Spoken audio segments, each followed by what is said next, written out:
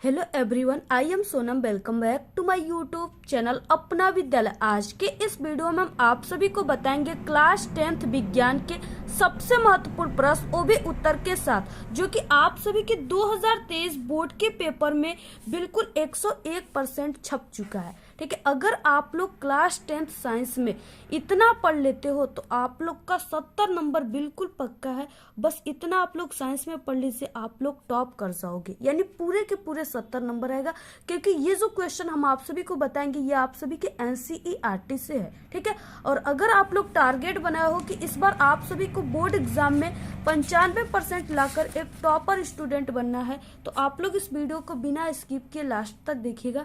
ठीक है, जितने भी क्वेश्चन हम आप सभी को इस वीडियो में बताएंगे सभी very very most important question है। और आपके जो क्लास 10th विज्ञान में, ठीक है, यानी कि जो 20 नंबर का बहुविकल्पी क्वेश्चन आएगा। ठीक है, इसके बाद जितने भी वर्णनात्मक प्रश्न है, यानी किस टाइप के क्वेश्चन आप सभी के बोर्ड एग्जाम में आते हैं, न्यूमेरिकल आते हैं, ठीक है, रिएक्शन आते हैं, तो किस तरह से क्वेश्चन आते हैं, आप सभी को पूरे साइंस यानी पूरे साइंस के बुक से जितने भी क्वेश्चन आते हैं, ठीक है, जितना इस वीडियो में बताएंगे सिर्फ उतना ही आप लोग पढ़ लीजिए, आपका 70 नंबर बिल्कुल पक्का है। तो यहाँ पे हम आपको साइंस के फिजिक्स, केमिस्ट्री, बायोलॉजी, ठीक है, बहुविकल्पी प्रश्न, लघु उत्तरी, दीर्घ उत्तरी और इसके साथ साथ आंकिक प्रश्न, और यहाँ पे आप सभी को अभिक्रिया, ठीक है, सभी प्रकार के क्वेश्चन इस वीडियो में बताएंगे। तो आप लोग इससे बाहर आपके एग्जाम में कुछ भी नहीं आएगा। तो यहाँ पे देखिए सबसे फर्स्ट, यानी कि इस पेपर के ही क्वेश्चन यहाँ पे है। ठीक है, सबसे फर्स्ट जो कि बहुविकल्पी क्वेश्चन 20 नंबर का आएगा। ठीक है, तो यहाँ पे सबसे फर्स्ट क्वेश्चन है, ठीक है, जो बहुत ही मोस्ट इंपॉर्टेंट है, वो है कि सल्फ्यूरिक अम्ल में अम्लीय हाइड्रोजन परमाणुओं की संख्या है। ठीक है, तो सबसे पहले हम आपको बता दें कि जो सल्फ्यूरिक अम्ल का सूत्र होता है वो H2SO4 होता है, जिसको तेजाब भी कहते हैं। ठीक है, तो यहाँ पे देखिए इसमें पूछ रखा है कि हाइड्रोजन परमाणुओं की संख्या, तो यहाँ पे H2 है, इसका मतलब हाइड्रोजन परमाणु की संख्या कितना है, इसमें 2 है, तो यहाँ पे ऑप्शन 2 राइट है। ठीक है, इस तरह से।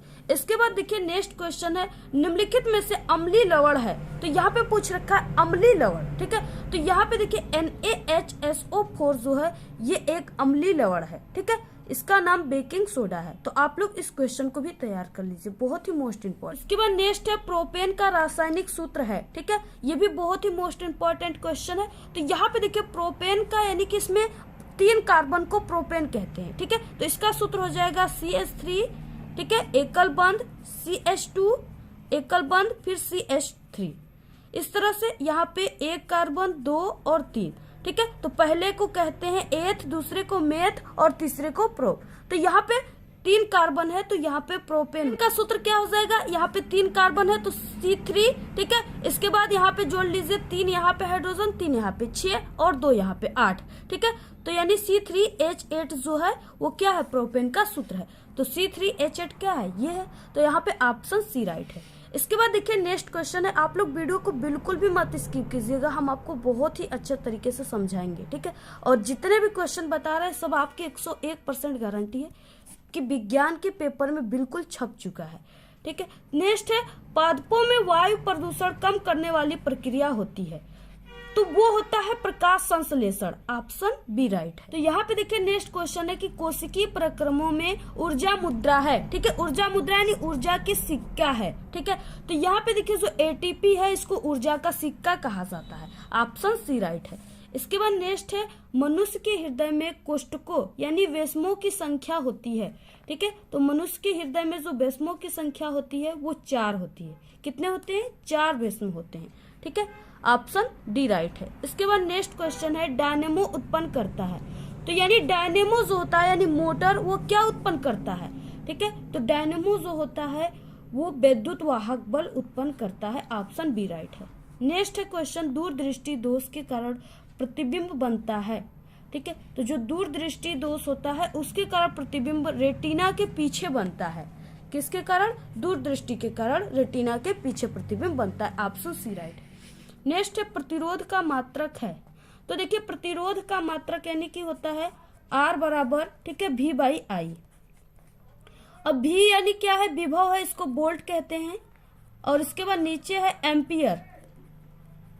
ठीक है, तो यहाँ पे यानी कि प्रतिरोध का एक मात्रक वोल्ट बटे एम्पियर होता है, या आप लोग इसको ओम भी कहते हो, ओम का प्रतीक ये है, ठीक है। यानी ऑप्शन क्या है, ए राइट है। अगर ये वाला ऑप्शन रहता वोल्ट बटे एम्पियर तो ये वाला भी राइट होता, तो यहाँ पे ओम ही दिया है ऑप्शन, ठीक है, ए राइट है। नेक्स्ट क्वेश्चन 10वां है, विद्युत धारा को किससे मापते हैं, ठीक है। तो यहाँ पे 4 ऑप्शन है, ठीक है। पहला ऑप्शन दिया हुआ है वोल्ट मीटर, दूसरा दिया हुआ है वाट, तीसरा है गैल्वेनोमीटर और चौथा जो ऑप्शन डी है वो अमीटर है। तो इसमें से कौन सा ऑप्शन राइट है, आप लोगों को इसका आंसर हमारे कमेंट बॉक्स में जरूर देना है। इसके बाद नेक्स्ट जो क्वेश्चन है बहुत ही मोस्ट इम्पोर्टेंट क्वेश्चन है, ठीक है। आप सभी के बोर्ड एग्जाम में हर साल आता है और इस बार भी पेपर में बिल्कुल छपा हुआ एक क्वेश्चन है।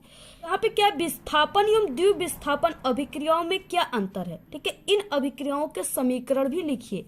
यानी ये क्वेश्चन आप सभी के बोर्ड एग्जाम में, ठीक है, 6 नंबर का क्वेश्चन आएगा। यानी आप सभी को इसका समीकरण भी लिखना है और विस्थापन और द्विविस्थापन में अंतर भी लिखना है।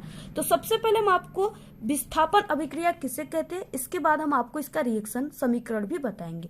तो यहाँ पे देखिए, इस अभिक्रिया में यानी विस्थापन अभिक्रिया में एक तत्व दूसरे तत्व को उसके लवण के विलयन से विस्थापित कर देता है। विस्थापित करने का मतलब कि अलग कर देता है, ठीक है, उसी को विस्थापन अभिक्रिया कहते हैं। यानी जो विस्थापन अभिक्रिया है इसमें सिर्फ एक तत्व के ही आदान प्रदान हो रहे हैं, यानी एक तत्व ही एक तत्व को उसके स्थान से हटा रहा है, विस्थापित कर रहा है, तो उसी को विस्थापन अभिक्रिया कहते हैं। इसके बाद देखिए, अब आपको रिएक्शन के माध्यम से बहुत ही अच्छे तरीके से समझ में आएगा। तो यहाँ पे जैसे हमने जिंक ले लिया जेडीएन, ठीक है, प्लस इसको CuSO4 कॉपर सल्फेट, और इसका हम विस्थापन करा रहे हैं, तो यहाँ पे आपको लिख देना है विस्थापन। यहाँ पे देखिए जो जिंक है, ठीक है, जेडीएन है, ये क्या है कि कॉपर से काफी ज्यादा प्रबल है। तो यहाँ पे जो जिंक है ये क्या करेगा कि जो कॉपर में CuSO4 है यानी जो SO4 सल्फेट है इसको क्या कर देगा, विस्थापित कर देगा। तो यहाँ पे क्या हो जाएगा, JDnSO4, ठीक है। यानी इस तरह से समझिए कि जो SO4 है सल्फेट है, इसको जिंक अपने साथ ले लिया, इसको कॉपर से क्या कर दिया, विस्थापित कर दिया। तो यहाँ पे हो गया JDnSO4। इसके बाद यहाँ पे सिर्फ बचा कॉपर, तो प्लस Cu। तो यहाँ पे ये जो रिएक्शन हो रहा है ये विस्थापन अभिक्रिया हो रहा है, ठीक है। इसमें क्या है कि एक तत्व दूसरे तत्व को उसके लवण के विलयन से विस्थापित कर देता है। तो यहाँ पे कॉपर सल्फेट का यह विलयन है, इसमें से जो जिंक है, ठीक है, इससे ये सल्फेट जो है इसको विस्थापित कर दिया, तो यहाँ पे अपने साथ लेकर जिंक सल्फेट बना दिया। तो ये तो विस्थापन अभिक्रिया है, और इससे थोड़ा सा अंतर आपको द्विविस्थापन अभिक्रिया में मिलेगा, ठीक है। यहाँ पे देखिए द्विविस्थापन अभिक्रिया क्या है, इस अभिक्रिया में 2 यौगिक के मध्य आयनों का आदान प्रदान होता है। यानी कि जो विस्थापन अभिक्रिया था उसमें एक तत्वों के, ठीक है, हो रहा था आदान प्रदान, और इसमें 2 यौगिकों के, यानी कि इसमें कई तत्व सम्मिलित रहेंगे, ठीक है। तो यहाँ पे देखिए 2 यौगिकों के मध्य आयनों का आदान प्रदान होता है, उसी को द्विविस्थापन अभिक्रिया कहते हैं। इसके बाद इसका रिएक्शन क्या हो जाएगा, तो इसमें आपको 2 यौगिक लेना है, ठीक है। तो यहाँ पे पहला हम ले लेते हैं BaCl2 यानी कि बेरियम क्लोराइड, ठीक है, बेरियम क्लोराइड, ठीक है, क्लोराइड हो गया। तो यहाँ पे बेरियम क्लोराइड का सूत्र जो है वो BaCl2 है, और प्लस हमको यहाँ पे एक और यौगिक लेना है, तो यहाँ पे हम Na2SO4 सोडियम सल्फेट को ले लेते हैं। और ये जो रिएक्शन हो रहा है ये द्विविस्थापन हो रहा है, तो यहाँ पे आपको लिख देना है द्विविस्थापन,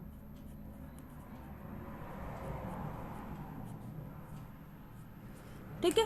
तो यहाँ पे क्या है कि इसमें 2 यौगिकों के मध्य आयनों का आदान प्रदान होगा।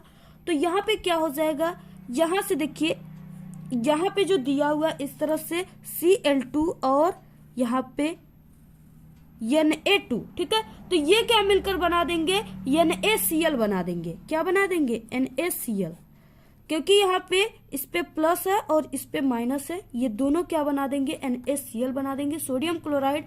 और यहाँ पे 2 क्लोरीन था, 2 हाइड्रोजन था, तो यहाँ पे अगर हम 2 लिख देते हैं तो 2 हो गया सोडियम और 2 हो गया क्लोरीन, ठीक है।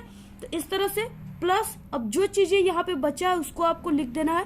तो यहाँ पे BaSO4, तो यहाँ पे प्लस BaSO4, ठीक है, यानी बेरियम सल्फेट। तो यहाँ पे क्या प्राप्त हो गया, आप लोग देख सकते हो कि यहाँ पे बेरियम क्लोराइड है और यहाँ पे सोडियम क्लोराइड है। ठीक है, यानी ये दो क्या है, यौगिक है, तो इसका द्विविस्थापन अभिक्रिया करा दिए हम, तो इसमें क्या हो गया, दो यौगिकों का आयनों का आदान प्रदान हो गया। ठीक है, इसी को द्विविस्थापन अभिक्रिया कहते हैं। इसके बाद देखिए नेक्स्ट है आप सभी के साइंस में, ठीक है, जो केमिस्ट्री वाला पार्ट है उसमें भी न्यूमेरिकल आते हैं और जो फिजिक्स है उसमें भी न्यूमेरिकल आते हैं। ठीक है, तो यहाँ पे देखिए जो 3 नंबर का न्यूमेरिकल आता है आप सभी के केमिस्ट्री में, वो यहाँ पे ये जो न्यूमेरिकल है ये हर साल आप सभी के बोर्ड एग्जाम में आता है। ठीक है, ये वेरी मोस्ट इंपॉर्टेंट न्यूमेरिकल है। तो यहाँ पे देखिए दिया हुआ है जैसे 1 बिलियन में हाइड्रोजन आयनों की सांद्रता, ठीक है, 10⁻⁹ m है। इस बिलियन का पीएच मान ज्ञात कीजिए। ठीक है, और यहाँ पे बिलियन अम्लीय है या क्षारीय, इसको भी आप सभी को लिखना है। तो यहाँ पे देखिए सबसे पहले कि इसमें क्या दिया हुआ है, ये जो है ये हाइड्रोजन आयन की सांद्रता है बिलियन में, तो यहाँ पे आपको लिख देना है बिलियन में हाइड्रोजन आयन की सांद्रता।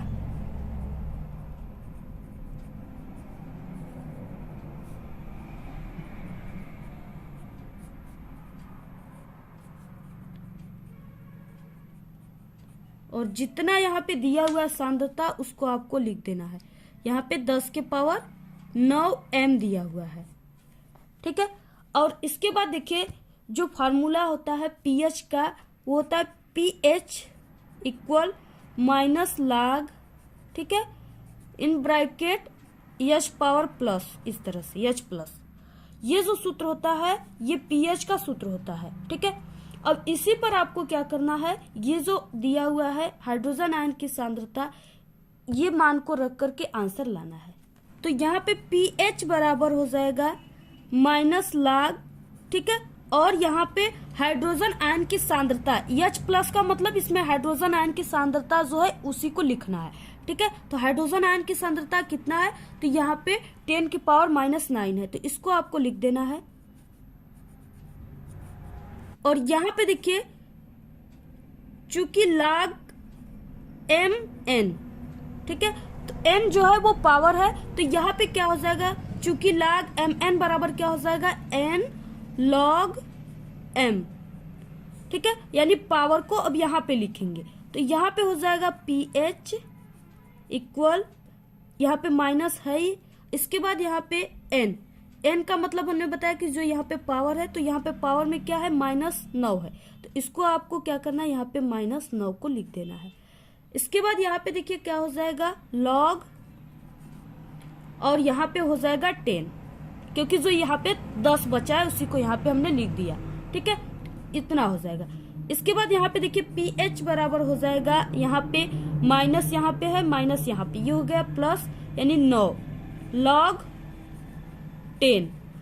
चूंकि यहाँ पे log 10 का जो मान होता है वो 1 होता है, कितना होता है, 1 होता है, आपको याद रखना है। ठीक है, तो यहाँ पे हो जाएगा pH इक्वल, ठीक है, यहाँ पे log 10 का मान 1 हो गया, तो यहाँ पे इसका इंटू इसमें करेंगे 9 में, तो 9 ही आएगा, तो यहाँ पे pH इक्वल 9। ठीक है, ये क्या हो गया, इसका आंसर हो गया, यानी pH बराबर कितना आ गया, 9। अब यहाँ पे इस क्वेश्चन में ये भी दिया है कि बिलियन अम्लीय है या क्षारीय है। ठीक है, तो यहाँ पे जो हमारा मान प्राप्त हुआ है वो यहाँ पे pH इक्वल 9, ठीक है, यानी 9 प्राप्त हुआ है। तो यहाँ पे देखिए जिन तत्वों का pH 7 से कम होता है, ठीक है, 7 से कम होता है, वो तत्व अम्लीय कहलाते हैं, और जिन तत्वों का pH 7 से क्या होते हैं, अधिक होते हैं, वो क्षारीय कहलाते हैं, और जिन तत्वों का 7 ही होता है वो उदासीन कहलाता है। तो यहाँ पे क्या है कि pH बराबर कितना आया है, 9 आया है। ठीक है, तो ये क्या है, 7 से अधिक है, अर्थात ये क्या रहेगा, बिलियन, क्षारीय रहेगा। तो यहाँ पे आपको इसको भी लिखना है, तभी जाकर आपको पूरे के पूरे नंबर मिलेंगे। तो इस तरह से आपको क्या करना है, सॉल्व करना है। इसके बाद जो नेक्स्ट क्वेश्चन है वो वेरी मोस्ट इम्पोर्टेंट क्वेश्चन है, और ये आप सभी के पेपर में बिल्कुल छप चुका है। ठीक है, यानी कई बार आ चुका है, हर साल आता है। खाने का सोडा बनाने की विधि लिखिए, इसे धावन सोडे में कैसे परिवर्तन करेंगे, इसका रासायनिक समीकरण भी लिखिए। ये 6 नंबर का क्वेश्चन आता है। ठीक है, बहुत ही इंपॉर्टेंट क्वेश्चन है और इससे रिलेटेड हम पहले भी आप सभी को क्वेश्चन बता चुके हैं। अगर आप लोग नहीं देखे हो तो आप लोग हमारे चैनल के प्लेलिस्ट में साइंस के जरूर इंपॉर्टेंट क्वेश्चन की वीडियो आप लोग वहां पे जाकर देख लीजिएगा, ठीक है। तो यहाँ पे देखिए, आपको खाने के सोडा का सबसे पहले रासायनिक नाम जो होता है वो पता होना चाहिए। तो वो होता है सोडियम बाइकार्बोनेट और इसका सूत्र होता है NaHCO3, ठीक है। अब यहाँ पे देखिए इसके बनाने की विधि क्या है। तो प्रयोगशाला में इसे सोडियम कार्बोनेट के ठंडे जली विलयन में कार्बन डाइऑक्साइड, ठीक है, CO2। अब यहाँ पे जली विलयन बोला है तो आपको इसमें H2O भी लेना होगा। तो यहाँ पे ठंडे जली विलयन में कार्बन डाइऑक्साइड गैस प्रवाहित करने पर सोडियम बाइकार्बोनेट यानी खाने का सोडा बनता है। अब यहाँ पे देखिए रिएक्शन, तो सबसे पहले यहाँ पे सोडियम कार्बोनेट है तो आपको सोडियम कार्बोनेट का सूत्र पता होना चाहिए Na2CO3 प्लस यहाँ पे जली विलयन बोला है तो H2O और प्लस यहाँ पे CO2, ठीक है, कार्बन डाइऑक्साइड। अब इसके बाद इसका रिएक्शन हम जब कराते हैं तो यहाँ पे देखिए क्या प्राप्त होता है, यहाँ पे प्राप्त होगा सोडियम बाइकार्बोनेट, ठीक है। तो यहाँ पे उसका सूत्र होगा NaHCO3। अब यहाँ पे देखिए, यहाँ पे सोडियम की संख्या 2 है क्योंकि Na2 है तो यहाँ पे सोडियम की संख्या 2 है। इधर भी यानी इस तीर के निशान की इधर एरो के भी 2 होना चाहिए। तो यहाँ पे हो गया, हमने 2 लगा दिया तो यहाँ पे 2 सोडियम 2 हाइड्रोजन 2 कार्बन, ठीक है, और यहाँ पे 3 ऑक्सीजन है तो इसका इसमें गुणा हो जाएगा तो ये हो जाएगा 6 यानी 6 ऑक्सीजन। तो यहाँ पे आप लोग देख सकते हो 3 ऑक्सीजन, एक यहाँ पे 4, 2 यहाँ पे 6, ठीक है, 6 यानी जितना तत्व इधर है उतना तत्व इधर भी होना चाहिए, तभी वो रिएक्शन बैलेंस कहलाएगा और आपको पूरे नंबर मिलेंगे। तो इस तरह से आप लोग कर सकते हो कि हाइड्रोजन की भी संख्या यहाँ पे 2 है, इधर भी 2 है, ठीक है। इसी में देखिए ये भी क्वेश्चन था कि इसे यानी कि जो ये खाने का सोडा है सोडियम बाइकार्बोनेट है उसको धावन सोडे में कैसे परिवर्तन करेंगे। तो यहाँ पे इसको आपको क्या करना होगा, इसको रासायनिक अभिक्रिया भी कहते हैं, ठीक है। तो यहाँ पे आपको क्या करना है, जो आप प्राप्त किए हो यानी यहाँ पे सोडियम बाइकार्बोनेट जो खाने का सोडा प्राप्त किए उसी पर ताप प्रभाव करना है। तो यहाँ पे हो जाएगा NaHCO3, इसको हमने प्राप्त किया है। अब इसके बाद इसका हम क्या करेंगे, इसको 100 डिग्री सेल्सियस ताप पे गर्म करेंगे। गर्म की सिंबल इस तरह से होती है, ठीक है। तो ये क्या प्राप्त हो गया, जो ये ऊपर है यही प्राप्त होगा Na2CO3, ठीक है, प्लस H2O और प्लस CO2 कार्बन डाइऑक्साइड। तो ये इस तरह से आप सभी को पूरा क्वेश्चन सॉल्व करना जितना यहाँ पे दिया हुआ है। इसी तरह से जो आपको पेपर दिखा है उसी का ये क्वेश्चन है, ठीक है। इसी तरह से क्वेश्चन आप सभी के बोर्ड के पेपर में बिल्कुल यही क्वेश्चन आएगा। आप लोग इसी तरह से सॉल्व करोगे तभी आपको 6 नंबर मिलेंगे। नेक्स्ट क्वेश्चन, इसके बाद देखिए नेक्स्ट क्वेश्चन आप सभी के बायोलॉजी से स्टार्ट हो गया, ठीक है, जीव विज्ञान का। संतुलित आहार किसे कहते हैं, बहुत ही मोस्ट इंपॉर्टेंट क्वेश्चन है। वह भोजन जिसमें भोजन के सभी घटक जैसे वसा, कार्बोहाइड्रेट, विटामिन, प्रोटीन, खनिज लवण तथा जल के आवश्यक घटक, इसी को कहते हैं संतुलित आहार। यानी जिसमें ये पूरे तत्व जो घटक है वो पाए गए हैं उसी को संतुलित आहार कहते हैं। तो आप लोग इसको तैयार कर लीजिए, इंपॉर्टेंट है। नेक्स्ट क्वेश्चन है परिवार नियोजन को परिभाषित कीजिए और इसके 2 स्थायी विधियों का उल्लेख कीजिए, ठीक है। ये भी क्वेश्चन बहुत इंपॉर्टेंट है और ये 4 से 6 नंबर में आता है। तो यहाँ पे देखिए पहला है, आप सभी को हेडिंग डाल देना है परिवार नियोजन। अब इसमें क्या है, देखिए परिवार नियोजन किसे कहते हैं, तो परिवार के कल्याण हेतु बच्चों की संख्या सीमित कर, ठीक है, परिवार को नियोजित करने की प्रक्रिया ही परिवार नियोजन कहलाता है। बहुत ही इंपॉर्टेंट है, आप सभी के एग्जाम में आना ही आना है, तो आप लोग इसको तैयार कर लीजिए। इसके बाद यहाँ पे पूछ रखा है कि 2 इसकी स्थायी विधियां। स्थायी विधि में पहली विधि है स्त्री का नसबंदी यानी ऑपरेशन, ठीक है, स्त्री का नसबंदी का ऑपरेशन। तो यहाँ पे देखिए स्त्री के नसबंदी के ऑपरेशन यानी अंड नलिका का ऑपरेशन, अगर ये हो जाता है तो ठीक है, यानी परिवार नियोजन हो जाता है। इसके बाद नेक्स्ट है पुरुष का नसबंदी ऑपरेशन। इसमें क्या होता है कि जो शुक्र नलिका होता है उसकी ऑपरेशन होती है, यानी उसे बंद कर दिया जाता है। तो ये जो विधियां है ये परिवार नियोजन का स्थायी विधि है, ठीक है। आप लोग इन सभी विधियों को तैयार कर लीजिए जितना हमने आप सभी को यहाँ पे बताया है। इसके बाद देखिए नेक्स्ट इंपॉर्टेंट क्वेश्चन है, जितना भी क्वेश्चन बता रहे सब आपके पेपर में छप चुका है, ठीक है। इससे पहले हमने साइंस के सभी पार्ट यानी केमिस्ट्री पूरा क्वेश्चन बता चुके हैं और फिजिक्स भी पूरा पार्ट के जितने भी हैं सभी क्वेश्चन बता चुके हैं, न्यूमेरिकल भी बता चुके हैं। आप लोग अगर नहीं देखे हो तो चैनल पे जाकर देख लीजिए, ठीक है। क्लास 10th के ऑल सब्जेक्ट की स्टडी हमारे चैनल पे कराई गई है भी। आप लोग जल्दी से सभी को तैयार कर लीजिए। आपके एग्जाम में अगर आप लोग हमारे चैनल से पढ़ोगे तो आपका सभी में 70 में 70 पूरा नंबर आएगा और आप लोग एक टॉपर स्टूडेंट बन जाओगे, ठीक है। तो आप लोग सिर्फ हमारे ही चैनल से पढ़िए और सभी इंपॉर्टेंट क्वेश्चन जितने बताते हैं वो उसका 100% गारंटी है, वो आपके एग्जाम में आना ही आना है। तो यहाँ पे नेक्स्ट क्वेश्चन है, गोली दर्पण की फोकस दूरी और वक्रता त्रिज्या के संबंध का सूत्र लिखिए, ठीक है। यानी आपको सूत्र लिखना है। तो यहाँ पे देखिए, गोली दर्पण की वक्रता त्रिज्या यानी कैपिटल आर, उसकी फोकस दूरी एफ की दोगुनी होती है। कितनी होती है? दोगुनी होती है। यानी यहाँ पे हो जाएगा R इक्वल टू एफ, ठीक है। क्या है? दोगुनी होती है। और यहाँ पे हो जाएगा F इक्वल R डिवाइड 2, ठीक है। यानी कि वक्रता त्रिज्या के आधी होती है इसकी फोकस दूरी और यहाँ पे वक्रता त्रिज्या की दोगुनी होती है इसकी फोकस दूरी। इस पे आपके एग्जाम में न्यूमेरिकल भी आते हैं, आप लोग इसको तैयार कर लीजिए सूत्र को। नेक्स्ट है इंपॉर्टेंट न्यूमेरिकल, दिया है 15 सेमी फोकस दूरी के किसी उत्तल दर्पण से कोई बिंब, ठीक है, 10 सेमी दूरी पर रखा है। प्रतिबिंब की स्थिति तथा प्रकृति ज्ञात कीजिए। ये क्वेश्चन बहुत मोस्ट इंपॉर्टेंट है। तो यहाँ पे देखिए, सबसे पहले हम आप सभी को बता दें कि यहाँ पे जो फोकस दूरी दिया हुआ है, ठीक है, वो दिया हुआ है 15 सेमी, यानी 15 सेमी यहाँ पे दिया हुआ है सेंटीमीटर। तो यहाँ पे देखिए ये उत्तल दर्पण है तो इसके लिए तो फोकस दूरी जो है वो धनात्मक में होगा। अगर यहाँ पे अवतल दर्पण होता तो आप लोग इसी फोकस दूरी को -15 में रखते, ठीक है। तो यहाँ पे जैसे आपको हम एक ट्रिक बता देते हैं कि यहाँ पे देखिए अरुद्ध, ठीक है, यानी अगर आप सभी का अवतल दर्पण है, ठीक है, तो यहाँ पे ऋणात्मक होगा। अगर उत्तल दर्पण है तो जो फोकस दूरी है यानी एफ बराबर, ठीक है, जो उत्तल दर्पण रहेगा तो धनात्मक रहेगा। तो यहाँ पे क्या है? उत्तल दर्पण है तो यहाँ पे हम धनात्मक लेते हैं, ठीक है।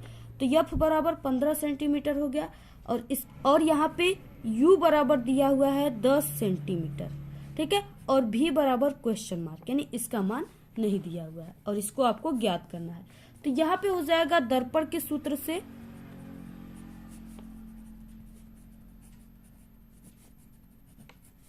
तो दर्पण का सूत्र क्या होता है? 1/f बराबर 1/v प्लस 1/u। यहाँ पे जो सूत्र है, अब आप सभी को इस सूत्र पे इन सभी मानों को रख देना है, ठीक है। तो यहाँ पे 1/f का मान दिया हुआ है 15, तो आपको यहाँ पे 15 लिखना है, बराबर यहाँ पे 1/v के मान कुछ नहीं है। इसके बाद यहाँ पे प्लस, ठीक है, यहाँ पे दूरी जो है वो माइनस में रहेगा। तो यहाँ पे क्या हो जाएगा? यहाँ पे u जो दिया है वो 10 सेंटीमीटर है तो यहाँ पे आपको लिख देना है 10, ठीक है। तो यहाँ पे देखिए हमको 1/v बराबर निकालना है, ठीक है। तो यहाँ पे क्या हो जाएगा? ये माइनस है और इधर ये बराबर के इधर जब आएगा तो ये प्लस में हो जाएगा। तो यहाँ पे 1/15 प्लस 1, ठीक है, डिवाइड 10 बराबर यहाँ पे 1/v, ठीक है। तो यहाँ पे हम क्या कर लेंगे? इसका 30 जब ले लेंगे तो यहाँ पे 15 जो है वो 30 को कितने बार में काटेगा? 2 बार में। फिर प्लस यहाँ पे 10 कितने बार में काटेगा? 3 बार में। और यहाँ पे, ठीक है, तो यहाँ पे क्या हो जाएगा? ये 5 हो गया और बटे 30 हो गए और यहाँ पे 1/v हो गया, ठीक है। तो यहाँ पे हमको v बराबर निकालना है, ठीक है। तो यहाँ पे हो जाएगा v बराबर, यानी यहाँ पे हो जाएगा 30/5, ठीक है। तो ये कट गया, यानी कि v बराबर कितना आ गया? 6 आ गया, 6 सेंटीमीटर। तो इसका आंसर कितना हो गया? v बराबर 6 सेंटीमीटर, ठीक है। तो यहाँ पे आप सभी को इस तरह से क्या करना है? हल करना है। इसके बाद नेक्स्ट क्वेश्चन है, दूरदृष्टि दोष क्या है? इसे दूर करने के लिए किस प्रकृति का लेंस प्रयुक्त किया जाता है? ये क्वेश्चन बहुत इंपॉर्टेंट है, ठीक है। आप लोग कोई भी पेपर उठाकर देखोगे ये क्वेश्चन जरूर आया रहेगा। तो यहाँ पे देखिए, दूरदृष्टि दोष से पीड़ित व्यक्ति को दूर की वस्तु तो स्पष्ट दिखाई देती है, परंतु जो निकट की वस्तु है वो स्पष्ट रूप से दिखाई नहीं देती है, ठीक है, अर्थात लेंस का जो निकट बिंदु है वो 25 सेमी से अधिक हो जाता है। इस दोष को दूर करने हेतु उचित दूरी के उत्तल लेंस का उपयोग किया जाता है। ठीक है, इसमें क्या है, अगर दूर दृष्टि रहेगा तो उसमें उत्तल लेंस का उपयोग किया जाता है। ठीक है, अगर निकट दृष्टि दोष पूछ रखा है तो उसमें अगर लेंस पूछेगा तो उसमें अवतल लेंस का उपयोग किया जाता है। जैसे यहाँ पे हम आप सभी को ट्रिक बता दें लेंस की। ठीक है, तो यहाँ पे आप लोग इस तरह से नादू तैयार रखिए। ठीक है, तो यहाँ पे देखिए अगर निकट दृष्टि दोष है, ठीक है, तो उसमें अवतल लेंस का यूज होगा। अगर दूर दृष्टि दोष है तो उसमें उत्तल लेंस का यूज होगा। ठीक है, ये बहुत ही अच्छी ट्रिक है, आप लोग इसको तैयार कर लीजिए। तो यहाँ पे क्या था, दूर दृष्टि, तो इसमें देखिए दूर दृष्टि, डी का मतलब दूर दृष्टि, यू का मतलब क्या, उत्तल। ठीक है, तो इसमें उत्तल लेंस का यूज किया गया है। इसके बाद देखिए नेक्स्ट क्वेश्चन आ गया ओम का नियम। ये तो हर साल आपके पेपर में छपता है। ठीक है, ओम के नियमानुसार यदि किसी चालक की भौतिक अवस्थाएं जैसे लंबाई, क्षेत्रफल, ताप नियत रहे तो चालक में बहने वाली जो धारा है वो चालक के सिरों के बीच जो विभवांतर है उसके अनुक्रमानुपाती होती है। ठीक है, तो यहाँ पे सूत्र हो जाएगा V प्रोपोर्शनल टू I। ठीक है, ये क्या है, इसकी अनुक्रमानुपाती होता है। और यहाँ पे देखिए R बराबर V बाई I, और इसका मात्रक हमने आप सभी को बताया ओम होता है। ठीक है, जिसका प्रतीक इस तरह से होता है, और इसको वोल्ट बटे एम्पियर भी इसका एक मात्रक है। इसको भी आप लोग तैयार रखिए, बहुत ही इंपॉर्टेंट है। इस क्वेश्चन को जल्दी से आप लोग रट लीजिए। देखिए नेक्स्ट क्वेश्चन जो है बहुत ही इंपॉर्टेंट क्वेश्चन है, वो है न्यूमेरिकल टाइप का क्वेश्चन। ये आपके विद्युत वाले चैप्टर से है। ठीक है, दिए गए विद्युत परिपथ में ए तथा बी बिंदुओं के बीच तुल्य प्रतिरोध ज्ञात कीजिए। यहाँ पे एक सर्किट दिया हुआ है परिपथ। ठीक है, और इसमें ए और बी के बीच आपको प्रतिरोध को ज्ञात करना है। ठीक है, तो यहाँ पे देखिए सबसे पहले क्या है कि आपको इसमें पहचानना ये है कि कौन सा जो प्रतिरोध है वो श्रेणी क्रम में जुड़ा हुआ है और कौन सा प्रतिरोध समांतर क्रम में जुड़ा हुआ है। ठीक है, तो यहाँ पे आप लोग देख सकते हो कि ए और बी के बीच पूछ रखा है। तो यहाँ पे इसमें क्या है कि 1 ओम, 2 ओम और 3 ओम, ये क्या है कि श्रेणी क्रम में जुड़े हुए हैं। तो श्रेणी क्रम का सूत्र हमने आप सभी को बता चुके हैं। अगर आप लोग नहीं देखे हो तो जरूर आप लोग उसको जाकर देख लीजिएगा। R1, ठीक है, R बराबर R1 plus R2 plus R3। तो यहाँ पे आपको लिख देना है R1 का मान 1 दिया हुआ है, प्लस R2 का मान 2 प्लस R3 का मान यहाँ पे 3 दिया हुआ है। ठीक है, तो यहाँ से क्या आ गया कि R बराबर 3, 2 यहाँ पे 5, 1 6 ओम आ गया। ठीक है, अब यहाँ पे देखिए ये पूरे जो इतने भी यहाँ पे प्रतिरोध जुड़े थे इसका पूरा का मान 6 हो गया। तो इस प्रतिरोध यानी ये सर्किट अब इस तरह से बन जाएगा।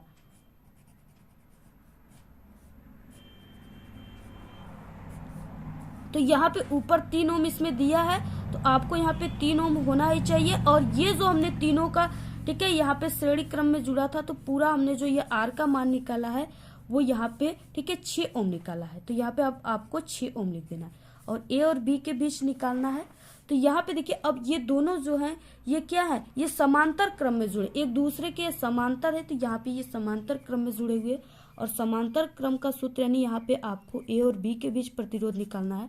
तो यहाँ पे R, A और B हो जाएगा। ठीक है, 1/R1 प्लस 1/R2, ये सूत्र जो है ये समांतर क्रम का सूत्र है। तो यहाँ पे क्या हो जाएगा, RAB बराबर जो भी मान दिया है यहाँ पे, उनका मान यहाँ पे दिया हुआ है 3 ओम। ठीक है, तो आपको यहाँ पे 1/3 प्लस यहाँ पे ये जो हमने मान निकाला है यहाँ पे R का मान यानी ये प्रतिरोध 6 है। तो यहाँ पे आपको इस तरह से 6 लिख देना है। तो यहाँ पे हम इसका 6 एलसीएम ले लेते हैं, और यहाँ पे 3 दूना के 6, ठीक है, और यहाँ पे 6 एकम 6। तो यहाँ से क्या हो जाएगा, RAB बराबर, ठीक है, ये जुड़ जाएंगे। तो यहाँ पे हो जाएगा 3/6। ठीक है, तो यहाँ पे RAB बराबर हो जाएगा 6/3। तो यहाँ पे क्या हो जाएगा, RAB का मान यानी A और B के बीच का जो प्रतिरोध है वो कितना आएगा, यहाँ पे 2 ओम आएगा। तो इसका आंसर हो जाएगा 2 ओम। ठीक है, ये बिल्कुल इसी तरह से आपको न्यूमेरिकल लगाना है बोर्ड एग्जाम में, तभी आपको पूरे के पूरे 6 नंबर मिलेंगे। ये 6 नंबर में आएगा क्वेश्चन। ये जितने भी इस वीडियो में हम आपको क्वेश्चन बताएं सभी को आप लोग तैयार कर लीजिए, इससे बाहर कोई भी क्वेश्चन आपके बोर्ड एग्जाम में नहीं आएगा। ठीक है, ये पूरे पेपर जो है इसके पूरे क्वेश्चन को हम आप सभी को सॉल्व करके बताएं। ठीक है, यही पेपर का क्वेश्चन। तो आप लोग जल्दी से इसको तैयार कर लीजिए, बिल्कुल यही पेपर और यही क्वेश्चन आएंगे आप सभी के बोर्ड एग्जाम में।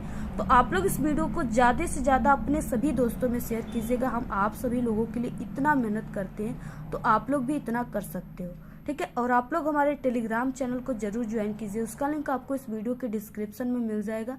और आप सभी को जिस टॉपिक पे वीडियो चाहिए आप लोग एक बार जरूर कमेंट कीजिए।